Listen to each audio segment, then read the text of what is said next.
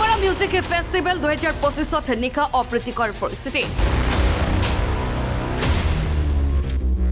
উত্তেজিত ৰাইজে ভাঙি চুৰমাৰ কৰিলে হাজাৰ হাজাৰ চকী লণ্ড ভণ্ড কৰিলে মঞ্চ বিভিন্ন আচবাবপত্ৰ শনিবাৰে নিশা বিলাকীপাৰাৰ INA খেলপথাৰত আয়োজিত কৰিছিল মিউজিক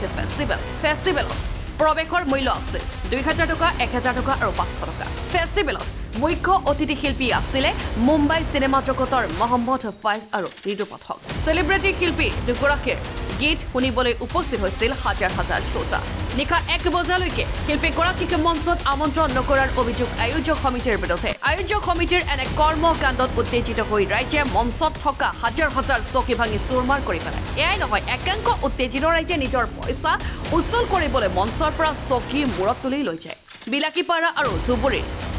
FH প্ৰডাকশ্যন আৰু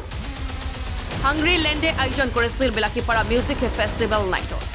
আয়োজক সমিতিৰ চৰম গাফিলতিৰ বাবে এনে কৰ্মকাণ্ড সংঘটিত হ'বলৈ পালে বুলি অভিযোগ উঠিছে মিউজিক ফেষ্টিভেলৰ নামত বিলাকীপাৰাৰ গুণ গৰিমা ধূলিসাৎ কৰাৰ আয়োজক সমিতিক বিভিন্ন মহলে তীব্ৰ ভাষাৰে গৰিহণা জনাইছে আয়োজক সমিতিৰ বিৰুদ্ধে জিলা প্ৰশাসনক কঠোৰ ব্যৱস্থা গ্ৰহণ কৰিবলৈ ৰাইজে দাবী জনাইছে ইতিমধ্যে এই সোধপোছৰ বাবে আয়োজক সমিতিৰ কেইবাজনকো আটক কৰা হৈছে বুলি জানিব পৰা গৈছে কি জনাব দুৰ্ভাগ্যজনক কথা বিলাসীপাৰা বাসীৰ বাবে মই চাওক এটা কথা আমি উল্লেখ কৰিব লাগিব যে বিলাসীপাৰাত যিটো আয়োজক সমিতিয়ে আজি যিটো অনুষ্ঠান ইয়াতে আৰম্ভ কৰিছিলে 2000 পৰা 1500 টকা টিকেট সংগ্ৰহ কৰি আয়োজক সমিতিয়ে এটা অনুষ্ঠান ইয়াতে আয়োজক কৰিছিলে দৰ্শকৰ বাবে কিন্তু অতি দুখ আৰু পৰিতাপৰ বিষয় ৰাতি 1 বজালৈকে যিটো মূল শিল্পী সেই মূল শিল্পীক মঞ্চত উঠাব পৰা নাছিলে আৰু যাৰ বাবে ৰাইজে ক্ষোভিত হৈ চকী মেচ আদি ভাঙি চুৰমাৰ কৰে স্বাভাৱিক কথা আৰু এটো হ'ব এই কাৰণে হৈছে কাৰণ আমি শুনিছো যে আয়োজক সমিতিয়ে যিজন শিল্পী সেই শিল্পীক পেমেন্ট কৰিব পৰা নাই আৰু পেমেন্ট কৰিব নোৱাৰাৰ বাবে মূল শিল্পীয়ে মঞ্চত গীত পৰিবেশন কৰা নাই তাৰ বাবে ৰাতি 1 বজালৈকে ৰাইজ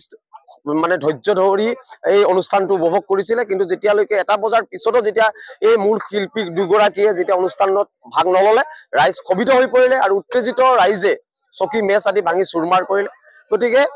আমি বিলাসীপাৰা প্ৰেছ ক্লাব হিচাপেও আমি অতি গৰিহণা জনাইছো বিলাসীপাৰাৰ মান নষ্ট কৰিলে বিলাসীপাৰাৰ সন্মান নষ্ট কৰিলে আয়োজক সমিতিয়ে গতিকে আমি প্ৰশাসনক আমি দাবী উত্থাপন কৰিছো যাতে প্ৰশাসনে ইয়াৰ এক উচিত তদন্ত মৰ্মে দোষী সাব্যস্ত কৰি দোষী কৰায়ত্ব কৰাৰ আমি দাবী উত্থাপন কৰিছো ব্যুৰ ৰিপৰ্ট